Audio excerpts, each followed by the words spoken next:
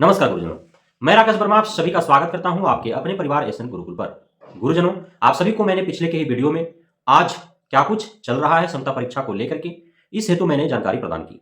अब पूरा आउटपुट निकल करके आ गया है, जिससे मैं इस वीडियो में चर्चा करूंगा। आप वीडियो के अंत तक बन रहेंगे।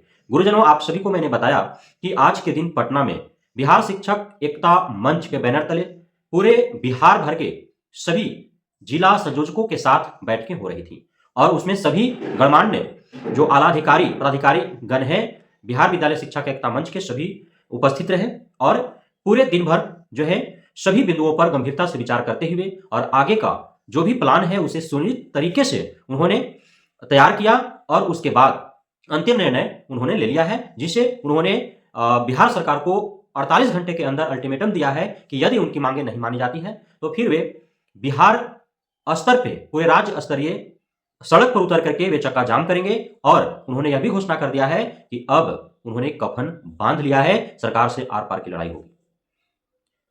गुरुजनों, मैंने आप सभी को बताया था कि उनके योजना में यह अवश्य होगा जिस प्रकार से प्रतियां जला करके मसाल जुलूस निकाल करके और क्षमता परीक्षा के आवेदन का पूर्ण बहिष्कार किया गया था अपनी मांगों को मनवाने के लिए, सरकार पर दबाव बनाने हेतु 13 फरवरी को जिस प्रकार से आंदोलन किए गए थे, लेकिन माननीय उप मुख्यमंत्री और शिक्षा मंत्री को बरगलाने से उनके झांसे में आकर के उनके आश्वासन पर विश्वास करके और लगभग 2 लाख से अधिक आवेदन कर दिए गए।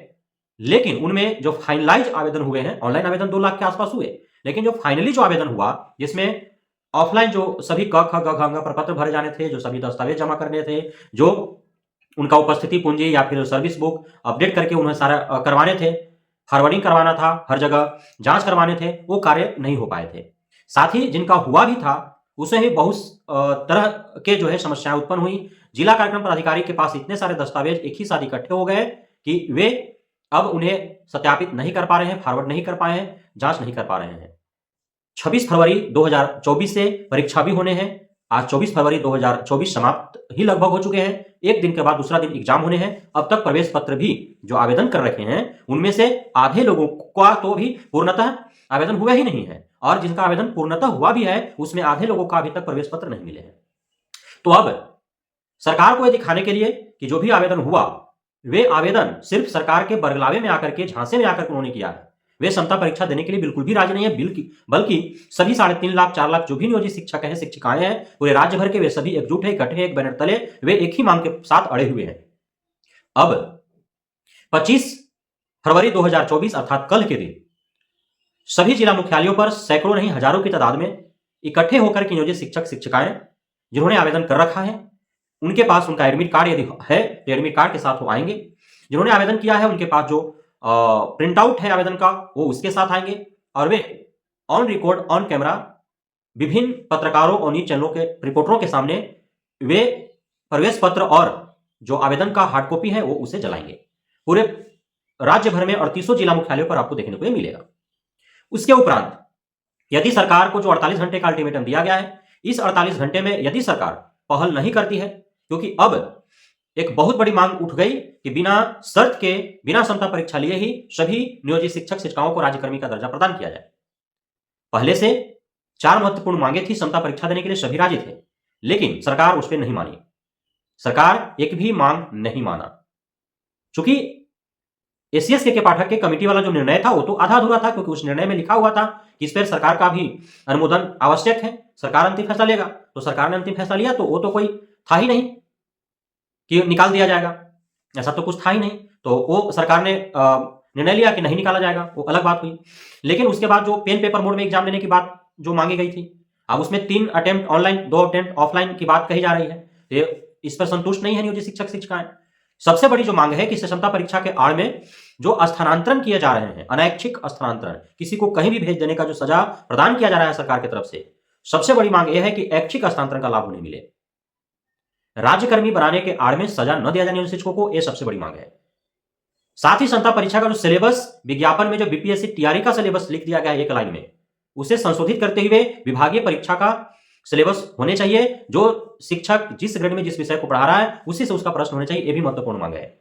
लेकिन इन सब मांगों को नजरअंदाज करते हुए, दरकिनार करते हुए, अब जो महत्वपूर्ण मांग उठ रही है वह है कि बिना शर्त के, बिना क्षमता परीक्षा लिए ही सभी नियोजित शिक्षक शिक्षिकाओं को राज्यकर्मी का दर्जा प्रदान किया जाए। अब सरकार इसको कैसे डील करेगी, जबकि ये मांग पहले से भी उठ रहे हैं। जब 13 फरवरी 2024 को विधानसभा का घेराव करने हेतु गर्दनीबाग में हजारों की तादाद में जब शिक्षक शिक्षिकाएं इकट्ठे हुए थे, तो उसे स्थगित कराने के लिए सरकार की तरफ से एक चाल चली गई और सम्राट चौधरी जो उप मुख्यमंत्री हैं, उन्होंने आश्वासन दे दिया कि 2 दिन के बाद 15 फरवरी 2024 को आप सभी से बात होगी। 2 दिनों के लिए स्थगित कर दिया गया आंदोलन। 15 फरवरी को बात होती है, कुछ सकारात्मक बातें निकल करके नहीं आती है। अंततः बात में यही माननीय उप मुख्यमंत्री के द्वारा आश्वासन मिलते हैं कि आपकी सभी मांगे जायज हैं और आपकी मांगे मानी जाएगी। उप मुख्यमंत्री सम्राट चौधरी ने कहा कि वे शिक्षा मंत्री और मुख्यमंत्री से बात करेंगे। अब तक बात नहीं हुई, कहां 13 फरवरी और कहां 24 फरवरी। 10 दिन बीत चुके, इंतजार की घड़ी अब समाप्त हो गई। इंतजार बहुत हुए, ऐसा तो नहीं है कि समय नहीं दिया गया सरकार को, इंतजार किया लोगों ने, इसके बीच कुछ भी नहीं हुआ। 15 फरवरी को बातें नहीं मानी गई तो उसके बाद जो है अनशन पर कुछ लोग बैठे थे, उन्हें भी शिक्षा मंत्री ने आश्वासन देकर के उनको झांसे में लेकर के बरगला करके और उन्हें भी अनशन तोड़वा दिया।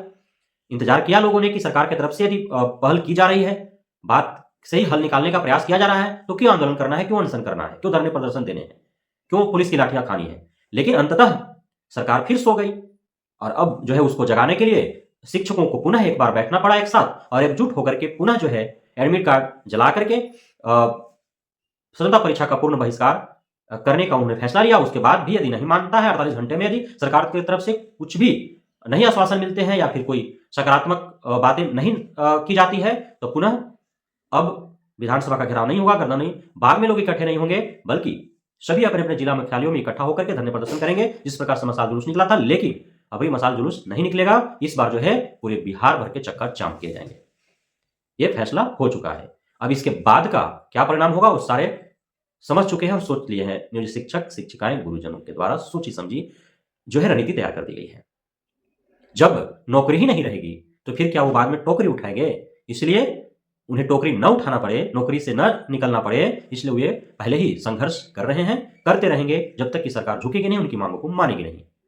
अंततः सरकार को उनकी चार जो महत्वपूर्ण मांगे हैं वो माननी पड़ेगी और तभी जो है वो समता परीक्षा देने के हेतु राजी होंगे। अन्यथा सबसे बड़ी मांग जो है कि बिना शर्त बिना समता परीक्षा लिए ही उन्हें राज्यकर्मी का दर्जा प्रदान किया जाए, ये फिर विधानसभा चुनाव से पूर्व उनको मांग माननी पड़ेगी। तब तक नियोजित शिक्षक शिक्षिकाओं के द्वारा इतने बवाल काटे जाएंगे, इतने धरना प्रदर्शन आंदोलन किए जाएंगे कि पूरी तरह से पूरे बिहार भर का शिक्षा व्यवस्था जो है वो तहस नहस हो जाएगा, अस्त व्यस्त हो जाएंगे। जो सरकारी विद्यालयों में पठन पाठन का कार्य है वो बाधित होंगे।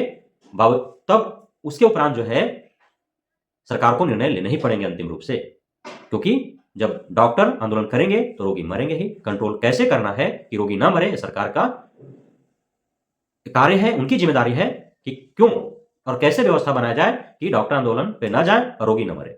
उसी प्रकार से नियोजित शिक्षकों या अन्य कोई भी शिक्षक वे आंदोलन पर ना जाए, धरना प्रदर्शन पर ना बैठे, वे हड़ताल पर ना जाए, पठन पाठन का कार्य बाधित ना हो। तो ये जिम्मेवारी सरकार की है कि वे नियोजित शिक्षकों के साथ कैसा व्यवहार करता है, उनकी मांगों को मानता है अथवा नहीं, कैसे डील करता है ताकि पठन पाठन का कार्य बाधित न हो, यह सरकार की जिम्मेदारी है। क्योंकि शिक्षक शिक्षिकाएं अपनी मांगों को लेकर के धरना प्रदर्शन करेंगे ही, आंदोलन करेंगे ही, हड़ताल पर जाएंगे ही, चक्का जाम करेंगे ही, प्रतियां जलाएंगे ही, एडमिट कार्ड जलाएंगे ही, और ये सारी कार्यों को करने के दरमियान पठन पाठन का कार्य बाधित होगा ही। तो सरकार की जिम्मेदारी है कि पठन पाठन का कार्य बाधित न हो, गुणवत्तापूर्ण शिक्षा प्रदान किया जाए, छात्र छात्राएं जो विद्यालय में आ रहे हैं उन्हें उचित शिक्षा प्रदान किया जाए, शिक्षकों की कमी न हो। तो ये सरकार की जिम्मेदारी है, कैसे वो पूर्ण करेगी। ऐसा नहीं है कि छात्र छात्राएं का पठन पाठन कार्य बाधित हो, उन्हें गुणवत्तापूर्ण शिक्षा प्रदान न हो, कुछ दिनों के लिए उन्हें शिक्षक न मिल पाए, शिक्षक होते हुए भी, और इसका ध्यान में रखते हुए शिक्षक अपने भविष्य का ख्याल न करें, तो ऐसा नहीं हो सकता है। सभी का अपना जीवन है, उनके भी बच्चे हैं, वे भी कहीं ना कहीं पढ़ रहे हैं। तो यदि जो शिक्षक अभी कार्यरत हैं, यदि उन्हें सरकार निकाल देती है या फिर उन्हें कहीं और जिला बदल कर देती है, तो उससे उनका परिवार, उनके बीवी, उनके बच्चे, उनके बूढ़े माँ बाप के जीवन पर असर पड़ेगा। इससे तो पहले अपना जीवन तो उन्हें देखना ही है कि कितना सुरक्षित है, उसके बाद ही अपने द्वारा जो अध्ययनरत बच्चे हैं उनके भविष्य का ध्यान रखना है। इसलिए अब इसकी पूरी जिम्मेदारी सरकार के ऊपर है कि वो कैसे डील करती है, क्या कुछ निर्णय लेती है। बहुत बहुत धन्यवाद आप सभी गुरुजनों का हमारे साथ जुड़े रहने के लिए, बढ़ने के लिए, हमें इतना प्यार देने के लिए, हमें भरोसा बनाए रखने के लिए, हमें अपना आशीर्वाद प्रदान करने के लिए। जय हिंद।